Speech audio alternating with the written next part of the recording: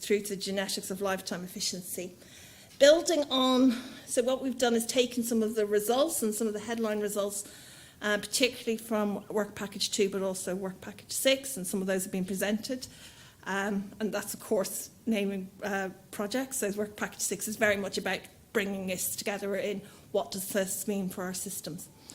We're looking here at a broader breeding goal, and this is based on the UK breeding goal, so we've kind of contextualised it in something that we have a lot of information on.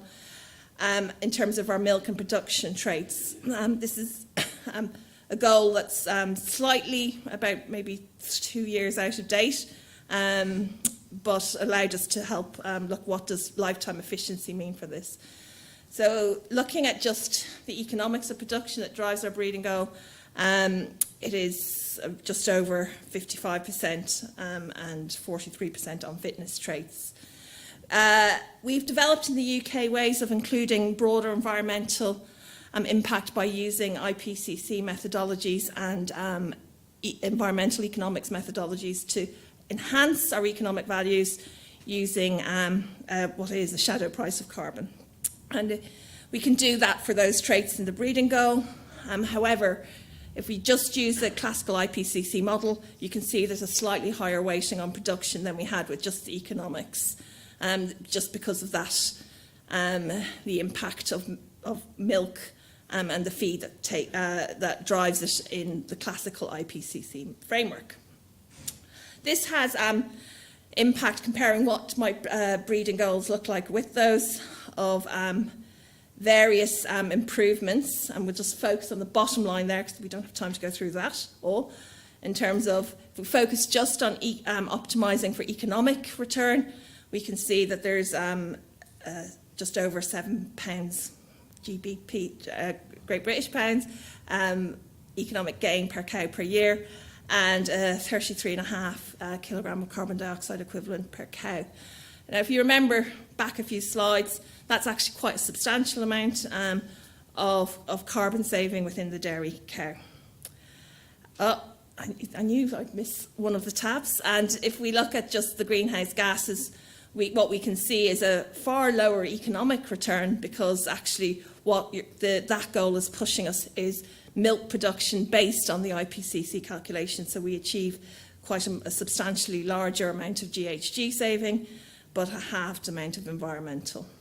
So what GenTore has shown us through, and this is just one example of the papers that have looked at this, is looking at the efficiency within and across the production lifetime and cycles therein is really, really important.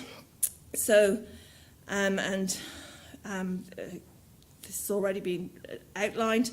So if we look at enhancing and using the same environmental economics to estimate weighting for lifetime efficiency, so incorporating the feed efficiency, but also those wasted days across productive life cycles, what we see is a weight that is slightly higher than we have for the traditional lifespan weight in terms of environmental impact.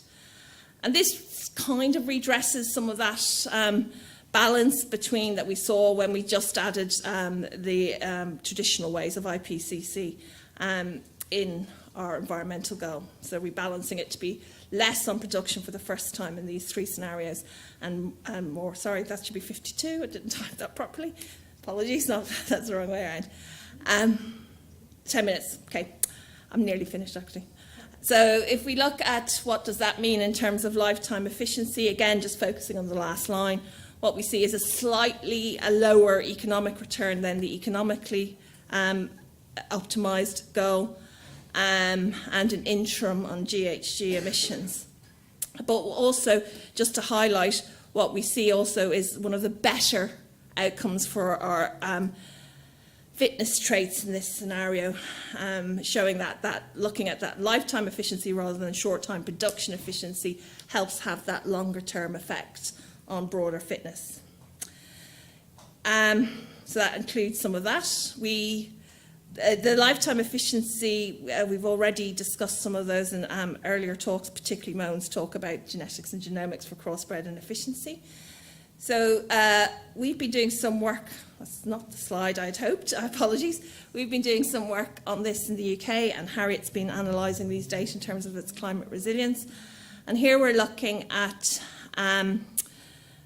that female fertility side, so that breeding cycle aspects. And what we can see is, without going into all the detail, nearly just over 2 month difference in terms of an interquartile range between our top and bottom bulls in the UK for age at first calving, which has benefits across, and in a similar way to how we calculated for dairy, of a value of 95 kilograms of carbon dioxide per cow equivalent per annum and nearly £50 per cow calving.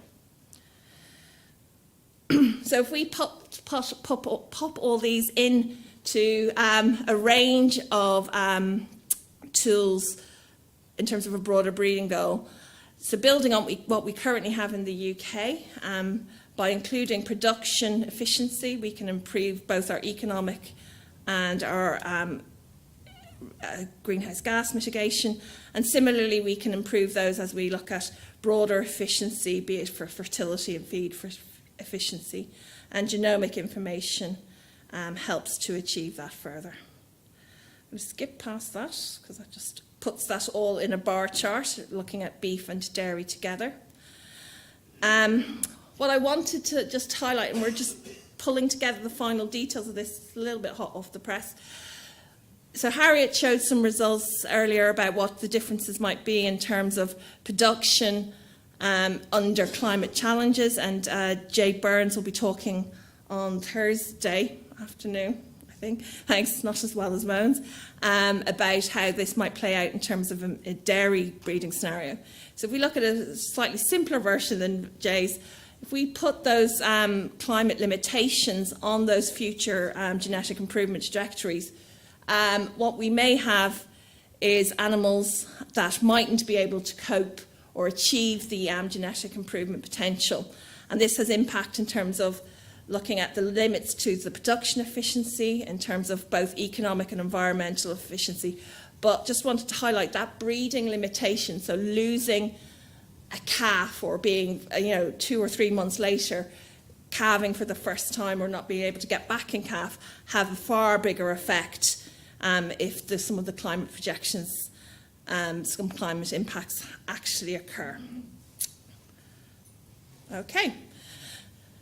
So I just wanted to highlight that climate resilience, we can't ignore it by just even looking for lifetime efficiency and incorporating that in a broader breeding goal. Still, those future climates, even within a hardy UK breed, might be limiting.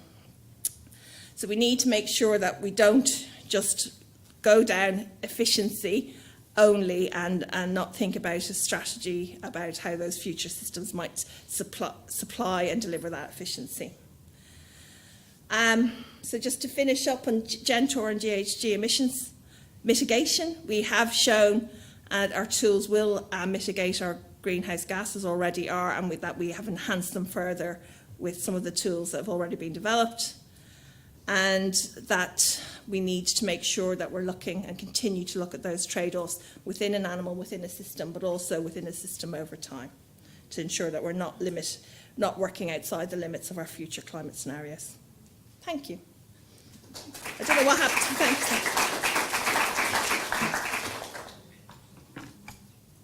Thank you, Eileen. So we have time for some questions. I can't see now.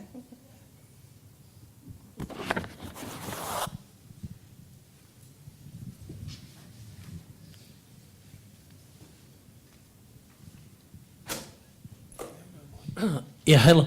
It's in relation to the breeding goal. I saw that you put more weight on milk. Is this in the corrected milk and then less weight on fat, or is it? Because if it's just on the water part of milk, I do not understand why you are doing it. So is it negative weight on milk because it is the water. So you weight put is on the solids. Fat. You put more weights on the water part. No, it's negative economic weight. It's some more negative weight. Yeah, okay. It's a positive weight on fat and protein. Sorry, okay. Microphone. Sorry, Nick. Yeah. So it's effectively milk solids.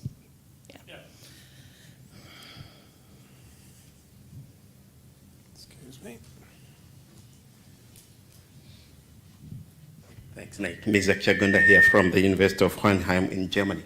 I just wanted to kind of comment on your first comment indicating that the results produced in this project may not just be European-based. I actually would want to say, to kind of underline that, knowing that I'm doing quite a lot of work in the tropics and subtropics, the global south. Climate change is already happening there. And quite a lot of farmers are already really finding the impact of climate change. So the work that GenTore has been doing in producing knowledge, skills, and tools will actually be very helpful even to the global south. So I just wanted to underline that actually that's a very true statement. But my question then is on the data from FAO that you just highlighted. The contribution of beef in greenhouse gases, you said was very minimal. But then you actually cited two countries, India and Pakistan. Is it because actually traditionally in those countries, beef is not the major produce they get from cattle? Because of religious reasons, actually they get more milk. So would we say that actually the numbers of cattle in that area still produce greenhouse gases, but actually that's accounted for the dairy, not the beef?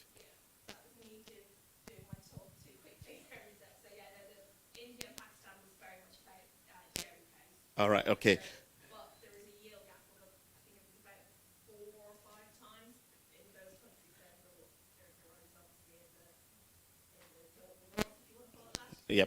So there's still information that we need to figure out. But I think it's probably more about the tools and how to not get yourself in the same mess that we've got. Exactly, because even Africa is projected to be consuming and producing a lot more in the next 20, 30 years. So these tools are actually very useful. So thanks. Thank you, Ms. Do we have any time left? Okay, no time, and so we're actually on time and nothing in the chat. So it's coffee time. We will start again at 15:30 in this room. Do not be tempted to go to any of the other projects. They're rubbish. This is the best project. Coffee is down one floor, am I right? Okay, well, you get coffee where you can find it. There may be... Hang on. Shallow is going to put some more organisation on this. Well, the coffee is in the